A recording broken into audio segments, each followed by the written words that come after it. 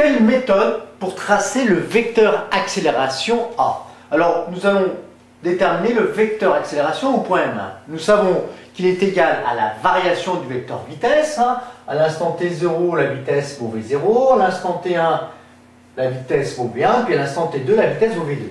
Donc le vecteur accélération au point M1, c'est égal à la variation du vecteur vitesse qui est égale à au vecteur vitesse à l'instant t2, juste après l'instant t1, moins la vitesse juste avant l'instant t1, c'est-à-dire l'instant t0, vitesse v0, divisé par l'intervalle de temps, t2 moins t0.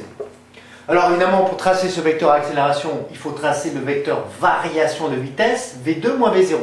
Comment on fait? On le trace d'abord au point M1, puisque c'est l'accélération au point M1. Donc voici v2.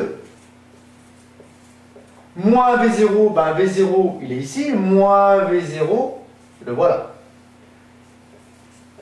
Et il ne reste plus qu'à tracer le vecteur d de v, qui vaut v2 moins v0, il part d'ici et il arrive ici. Voici le vecteur d de v. Une fois qu'on a tracé le vecteur d de v, eh bien, on va calculer la norme de l'accélération. La norme de l'accélération au point M1, elle est égale à la norme de d de v divisé par dt. On mesure la longueur de d de v. Imaginons par exemple que cette longueur soit égale à 2 cm et que l'échelle des vitesses, c'est 1 cm représente 1 mètre par seconde. Eh bien, on sait à ce moment-là que la norme de d de v est égale à 2 mètres seconde moins 1. Imaginons que t2 moins t0 soit égal à 1 seconde. t2 moins t0 égale 1 seconde. Nous pouvons maintenant déterminer la norme du vecteur accélération. Que vaut cette norme? Eh bien, tout simplement, la norme du vecteur accélération est égale, au point M1, est égale à la norme de d de v sur dt, c'est-à-dire 2 mètres seconde moins 1 sur 1 seconde, ce qui nous fait 2 mètres seconde moins 2. Pour tracer le vecteur accélération, qu'est-ce qu'il faut? Il faut une échelle d'accélération, cette fois-ci. 1 cm représente par exemple 1 mètre seconde moins 2, c'est le plus simple. Donc, la longueur du vecteur accélération au point M1 vaudra 2 cm.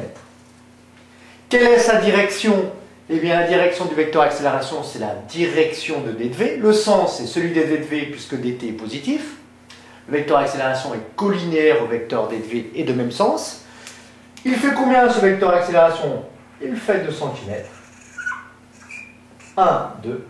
Voilà le vecteur accélération au point M1. Son point d'application, évidemment, est le point M1 puisque c'est l'accélération au point M1.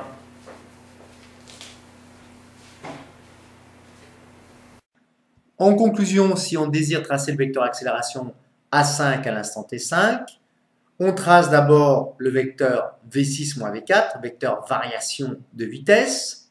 Ensuite, on détermine sa norme grâce à l'échelle de vitesse. Ensuite, on calcule la norme du vecteur accélération grâce à la formule vecteur accélération A5 égale variation de vecteur vitesse sur variation de temps. Ensuite, on choisit une échelle d'accélération. On en déduit la longueur du vecteur accélération. Et en 5, qu'est-ce qu'on fait?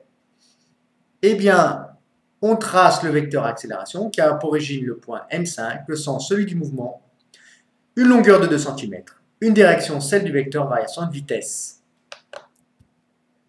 Voici sur ce schéma le vecteur A5 collinéaire au vecteur variation de vitesse et qui a pour longueur normalement 2 cm.